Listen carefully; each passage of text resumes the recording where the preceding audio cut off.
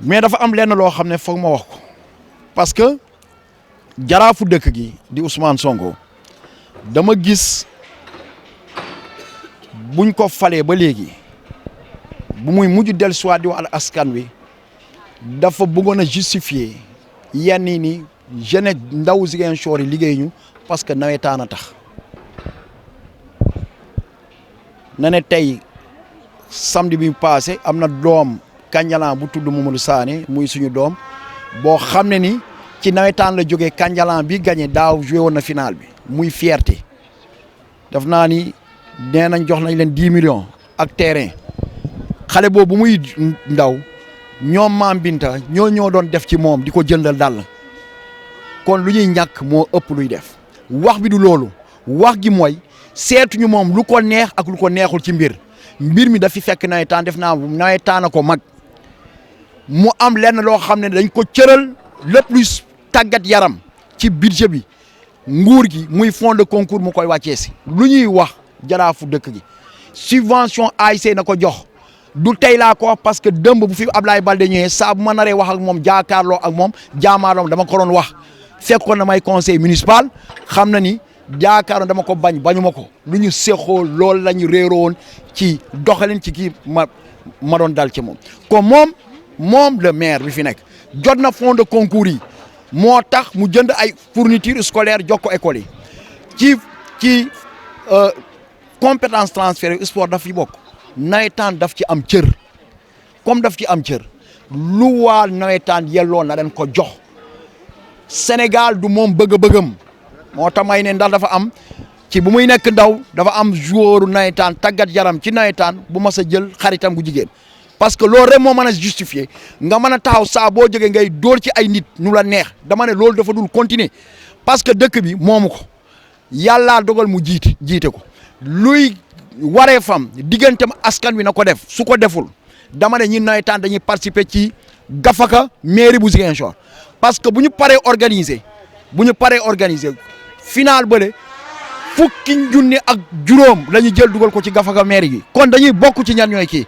nawetaan am na njëriñ parce que boo leen génnee ci biti gis ngeen jigéen ñi fii jaay fii la ñu ñëw mën a suturul seen njaboot du dëgg kon ñin ku ne amuñu ñuy nekk ci transport xam nañ ban njëriñ lañ leen amal kon dañuy bokk ci ñoo xam dañuy béy seen waar ci luy yóbbu dëkk bi ci kanam léegi nag dama ne la kat dañ fiy football départemental su subventionné wul ASC yi 5% yu ñu recettes yi dañ ko dul jox du ma xaar ba bés fi muy indi coow tey laa ko wax pour mu xam ko pour que ëllëg man su ma ne sumay ñuy nekk ci buntu di jaay bu leen joxee du ñu joxe nguur gi préfet lay wax na am sañ-sañ ne Ousmane Sonko fond de dotation yi nga xam ne ni sport daf ci bokk te ASC moom na leen ko jox léegi nag ëllëg bu kenn taxaw ne ay problème politique la parce que bu ma da waxee dinañ ne peut-être duudu moo nekk duudu dañ ma jiital man may jiite ay ndaw ci wàllu nawetaan ñooñu cër buñ ma jox keroog buñ fi toogee ñu ne duñ fi joué ñu nag waa ODCAV gars yi gis nañ moomay bërëngu ci biir terrain bi manul xeex na danaa ko jàngal nu ñuy xeexee parce que subvention ASC dana ñëw 5% du dem te dinaa fexe waxtaan ak waa ODCAV laa pour que ñu jaamaarloo ak moom parce que nag yabel bi dafa ëpp ñun seet ñu lu ko neex ak lu ko neexul lu mu gëm amul lu mu gëmul moom am na li mu gëm te ñun gëmuñu ko kon dañu bàyyi ci ñuy gëm lenn la ñu gëm mooy loi nga xam ne moo tënk réew mi luñ ko wax mooy ne fond de dotation jox ko nawetaan na delloo nawetaan li mu moom lu ko mooy ñi nag moom gatsa ñun tam ñu gatsa ak moom du yàgg nag. Il y a une chose, j'attendais que la presse sportive, que cette presse sportive en fasse cas, mais tel n'a pas été le cas.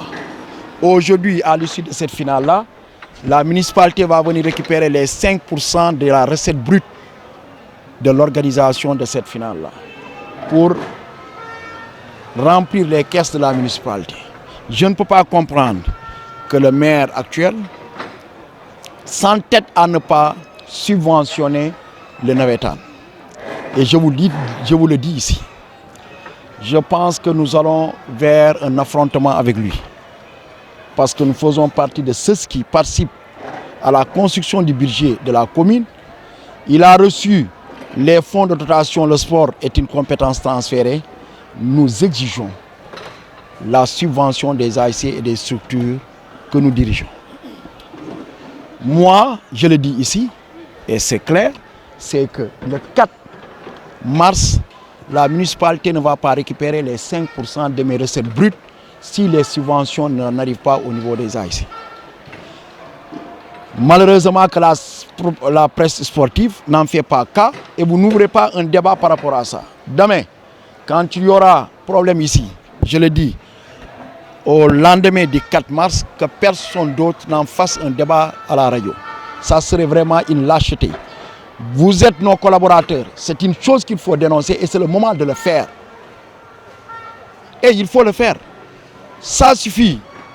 Ousmane, il faut qu'il sache que ce n'est pas son sentiment de ce qu'il veut qui importe. Ce sont les tests qui régissent ce pays-là qui importent dans tout ce qu'il fait. Je ne le dis pas en tant que police, je le dis en tant que président d'Odegam. J'ai eu les mêmes attitudes avec Ablaye Baldé. Je prends mon grand frère ici, Anki. Donc, je dis à partir du 4, s'il ouvre le front à ne pas subventionner les AIC, moi je me dresserai avec toutes les AIC. Je dis, j'irai même voir l'Odecave pour qu'on fasse front face à ce maire-là qui, franchement, dans son comportement, est un comportement arrogant vis-à-vis de la jeunesse de Ziguinchor, vis-à-vis du mouvement Naïtan. À chaque fois qu'il doit sortir justifier son incompétence, il a l'habitude de tirer sur le Navetan.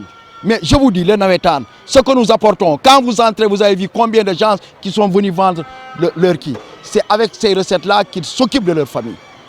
Quand il y a activité Navetan, je dis, le transport, le mini-transport marche. Donc sur le plan économique, nous contribuons sur le plan économique. Mais aujourd'hui, la semaine dernière, on fêtait la victoire de l'équipe nationale du Sénégal. La plupart de ces jours-là sont sortis du mouvement Naïtan. Je prends mon fils, nous avons tous applaudi. Mon fils Mamadou Sané, l'année dernière, il a joué ici la finale de la zone. Aujourd'hui, il fait la fierté de cette zone-là de l'Odegam. Parce que l'Odegam aussi ne cesse de produire de grands joueurs. N'oubliez pas que Mamina Badji est passé par nous, l'ASC Diapo. N'oubliez pas aussi que, Nicolas Jackson est passé par nous avec l'ASC Tilène. C'est que c'est la structure qui est une volonté divine, une bénédiction pour le football. Donc, je devais lancer cette qui-là avant qu'on arrive à la grande fronde. Que demain, que les gens n'interprètent pas ça, que c'est une fronde politique que les gens font. Il a reçu les fonds de dotation, qu'ils remettent aux AIC leurs subventions. C'est ça. Qu'ils soient intéressés par les Navetans ou pas, ça ne nous intéresse pas. Je pense que les Navetans ont existé bien avant sa naissance. C'est pour cela que je l'ai dit, je ne sais pas quel est le joueur dans sa jeunesse, quel est le joueur de Naïtan qui lui a pris sa copine pour qu'il s'acharne ainsi sur le mouvement Naïtan. Il faut que ça s'arrête.